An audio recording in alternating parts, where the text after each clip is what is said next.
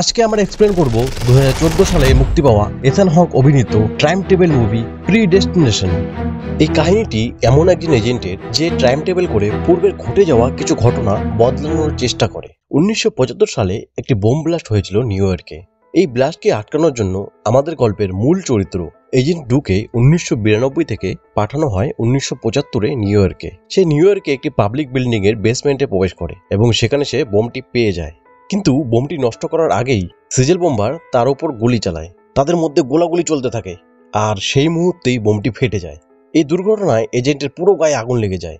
সেই অবস্থায় সে হন্যতন হয়ে তার টাইম টেবিল ডিভাইসটি খুঁজছিল, আর সে মুহূর্তে একজন অজ্ঞাত পরিচয় ব্যক্তি সেখানে উপস্থিত ছিল এবং সে টাইম টেবিল ডিভাইসটি এজেন্টের হাতে পৌঁছে দেয়।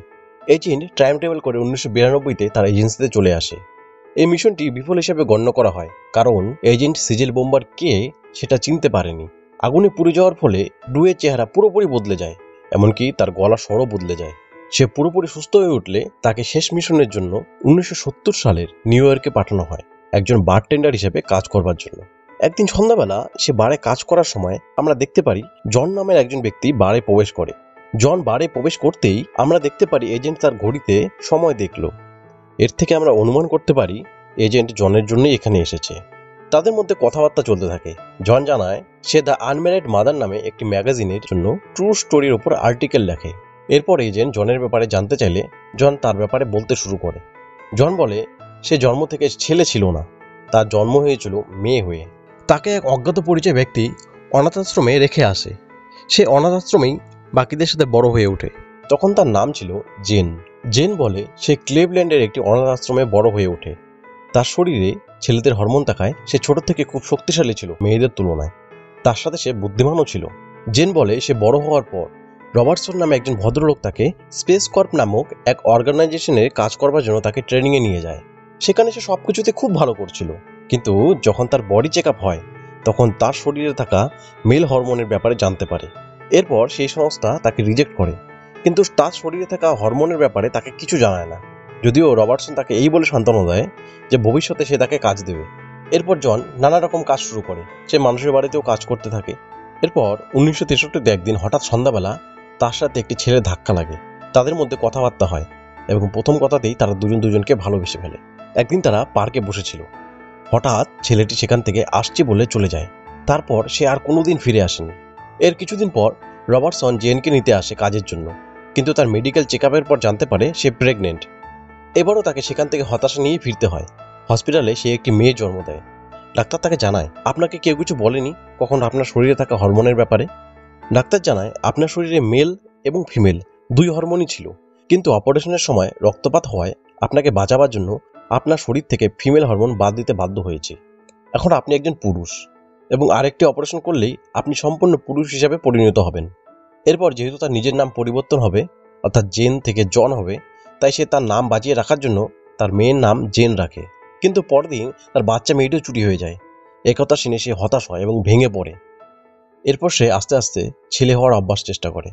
সে ছেলেদের মতো হাঁটতে চলতে শুরু করে এবং তার নাম পরিবর্তন করে জেন থেকে জন রাখে। এসব কথা শোনার পর এজেন্ট তাকে জিজ্ঞেস করে আপনার এই অবস্থার জন্য যে দায়ী সেই ছেলেটি, তাকে যদি পান আপনি কি করবেন? জন জানায় সে তাকে মেরে ফেলবে। এজেন্ট জানায় আমি রবার্টসনের জন্য একটি টাইম টেবিল এজেন্সিতে কাজ করি, আমি আপনাকে সেই ছেলেটির সাথে দেখা করাতে পারি। জন তার কথায় রাজি হয়ে যায়। এরপর তারা বাড়ির পেছনে একটি রুমে চলে আসে এবং টাইম টেবিল করে 1963-তে পৌঁছে যায়। সেখানে পৌঁছে এজেন্টও তার কাজে বেরিয়ে পড়ে, আর জন 1963-তে সেই জায়গায় পৌঁছায় যেখানে সন্ধ্যাবেলা তার সাথে ছেলেটির প্রথম দেখা হয়েছিল। জন সেখানে গিয়ে জেনের সাথে ধাক্কা লাগে, যেমনটা আগে হয়েছিল, জেনের সাথে কোনো এক ছেলের ধাক্কা লেগেছিল। তাদের কথাবার্তায় জনের মনে পড়ে সেই ছেলেটি আর কেউ না, সে নিজে ছিল, অর্থাৎ জেন তার ভবিষ্যতের রূপ জনের প্রেমে পড়েছিল। এরপর তারা আবার আগের মতোই মেলামেশা শুরু করে। অন্যদিকে আমরা দেখি এজেন্ট টাইম টেবিল করে 1975-এ বোম ব্লাস্টের দিন নিউ ইয়র্কে পৌঁছায়। সেখানে গিয়ে সে দেখে একজন ব্যক্তি বোম লাগাচ্ছে। এটা দেখে সে তাকে আটকাতে গেলে সেই ব্যক্তি এজেন্টের মাথায় আঘাত করে অজ্ঞান করে দেয়। জ্ঞান ফেরার পর সে দেখতে পারে একজন আগুনে পড়ে যাচ্ছে। এটা দেখে সে সামনে এগিয়ে যায় এবং নিচে পড়ে থাকা টাইম টেবিল ডিভাইসটি তার হাতে তুলে দেয়।